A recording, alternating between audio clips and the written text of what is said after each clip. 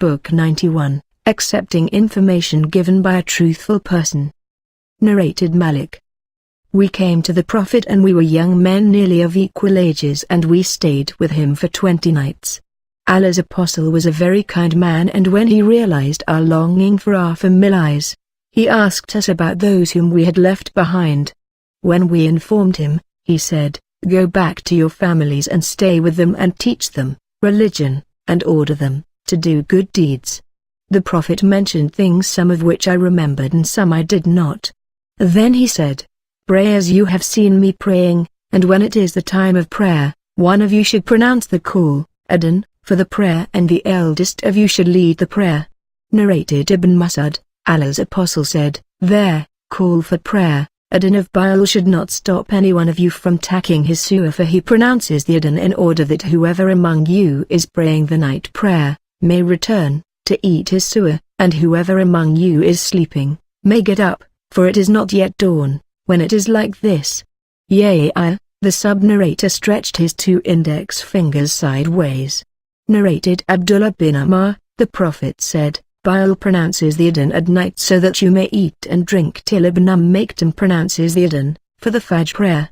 Narrated Abdullah, the Prophet led us in Zuhr prayer and prayer 5 rakat. Somebody asked him whether the prayer had been increased. He, the Prophet, said, "And what is that?" They, the people, replied, "You have prayed 5 rakat." Then the Prophet offered 2 prostrations of su'u, after he had finished his prayer with the taslim. Narrated Abu Hurairah, Allah's apostle finished his prayer after offerings 2 rakat only. Dhul Yadain asked him whether the prayer had been reduced, or you had forgotten. The Prophet said, "Is Dhul Yadain speaking the truth?" The people said, "Yes."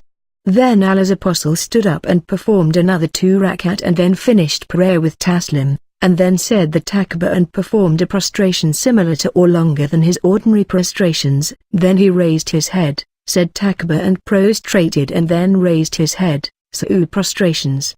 Narrated Abdullah bin Amr, while the people were at Qibla offering the morning prayer, suddenly a person came to them saying, "Tonight divine inspiration has been revealed to Allah's apostle and he has been ordered to face the Kaaba in prayers, therefore you people should face it." Their faces were towards Sham, so they turned their faces towards the Kaaba, at Mecca. Narrated Al-Bara, when Allah's apostle arrived at Medina, he prayed facing Jerusalem for 16 or 17 months, but he wished that he would be ordered to face the Kaaba. So Allah revealed, "Verily, we have seen the turning of your face towards the heaven, surely we shall turn you to a prayer direction, Qibla, that shall please you." 2.144 Thus he was directed towards the Kaaba. A man prayed the Asr prayer with the Prophet and then went out, and passing by some people from the Ansar, he said, "I testify that I have prayed with the Prophet and he, the Prophet, has prayed facing the Kaaba." Thereupon they, who were bowing in the Asr prayer, turned towards the Kaaba. Narrated Anas bin Malik, "I used to offer drinks prepared from infused dates to Abu Talha al-Ansari, Abu Ubadah bin al-Jarrah and Jubayr bin Ka'b. Then a person came to them and said, 'All alcoholic drinks have been prohibited.' Abu Talha then said, 'O Anas, get up and break all these jars.' So I got up and took a mortar belonging to us, and hit the jars with its lower part till they broke." Narrated Hudayfa, the Prophet said to the people of Najran, "I will send to you an honest person who is really trustworthy." The companion of the Prophet each desired to be that person, but the Prophet sent Abu Ubaidah.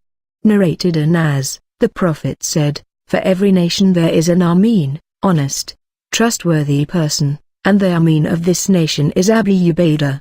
Narrated Amar, "There was a man from the Ansar, who was a friend of mine. If he was not present in the company of Allah's apostle, I used to be present with Allah's apostle. I would tell him what I used to hear from Allah's apostle, and when I was absent from Allah's apostle he used to be present with him, and he would tell me what he used to hear from Allah's apostle." Narrated Ali, the Prophet, sent an army and appointed some man their commander. The man made a fire and then said to the soldiers, "Enter it." Some of them intended to enter it, while some others said, "We have run away from it," that is, embraced Islam to save ourselves from the fire.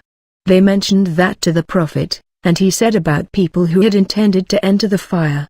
If they had entered it, they would have remained in it till the day of resurrection. Then he said to others, no obedience for evil deeds, obedience is required only in what is good. Narrated Abu Hurairah and Zayd bin Khalid, two men sued each other before the Prophet. Narrated Abu Hurairah, while we were with Allah's Apostle, a Bedouin got up and said, O Allah's Apostle, settle my case according to Allah's book, laws. Then his opponent got up and said, O Allah's Apostle, he has said the truth. Settle his case according to Allah's book, laws, and allow me to speak. He said, my son was a laborer for this man and he committed illegal sexual intercourse with his wife. The people told me that my son should be stoned to death, but I ransomed him with 100 sheep and a slave girl. Then I asked the religious learned people and they told me that his wife should be stoned to death and my son should receive 100 lashes and be sentenced to 1 year of exile. The Prophet said, by him in whose hands my life is, I will judge between you according to Allah's book, laws. As for the slave girl and the sheep, they are to be returned, and as for your son, he shall receive 100 lashes and will be exiled for 1 year. You, O Anais, addressing a man from Bani Islam, go tomorrow morning to the wife of this man, and if she confesses, then stone her to death. The next morning Anais went to the wife and she confessed, and he stoned her to death. Narrated Jabir bin Abdullah, on the day of the Battle of the Trench, the Prophet called the people to bring news about the enemy. As Zubair responded to his call, he called them again, and as Zubair responded to his call again, then he called them for the third time, and again as Zubair responded to his call, whereupon the Prophet said, every prophet has his Hawari, helper, and as Zubair is my Hawari. Narrated Abu Musa, the Prophet entered a garden and told me to guard its gate.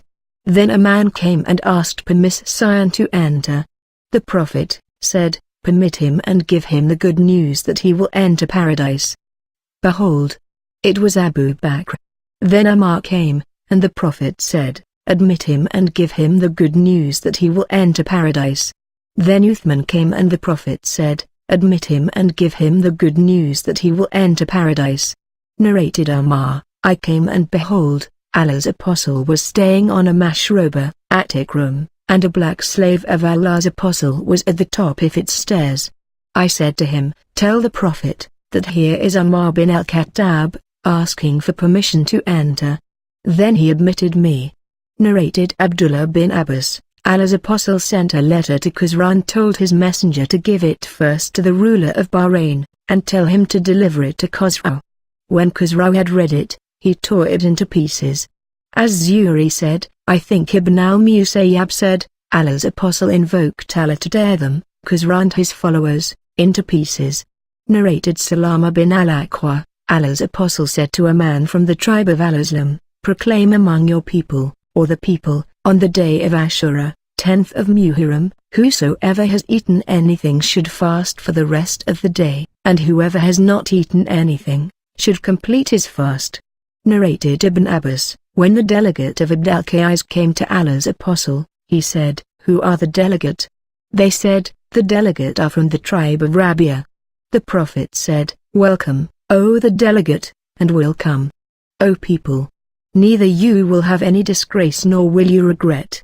They said, O Allah's Apostle, between you and us there are the infidels of the tribe of Muda, so please order us to do something good, religious deeds, that by acting on them we may enter paradise, and that we may inform our people, whom we have left behind, about it. They also asked the Prophet about drinks. He forbade them from 4 things and ordered them to do 4 things. He ordered them to believe in Allah, and asked them, do you know what is meant by belief in Allah? They said, Allah and His Apostle know best. He said, to testify that none has the right to be worshipped except Allah, the one, who has no partners with him, and that Muhammad is Allah's Apostle, and to offer prayers perfectly and to pay zakat. The narrator thinks that fasting in Ramadan is included, and to give 1/5 of the war booty to the state. Then he forbade 4 drinking utensils, ad-duba, al-hantam, al-mazafat and an-nakiya, or probably, al-mukayya. And then the Prophet said, remember all these things by heart and preach it to those whom you have left behind. Narrated Tawba al-Anbari. Ash-Shabi asked me, did you notice how Al-Hasan used to narrate hadiths from the prophets? I stayed with Ibn Umar for about 2 or 1.5 years and I did not hear him narrating anything from the Prophet except his hadith. He, Ibn Umar, said, some of the companions of their Prophet including Sa'ad, were going to eat meat, but one of the wives of the Prophet called them, saying, it is the meat of a mastiqueur. The people then stopped eating it. On that Allah's apostle said, carry on eating, for it is lawful. Or said, there is no harm in eating it, but it is not from my meals.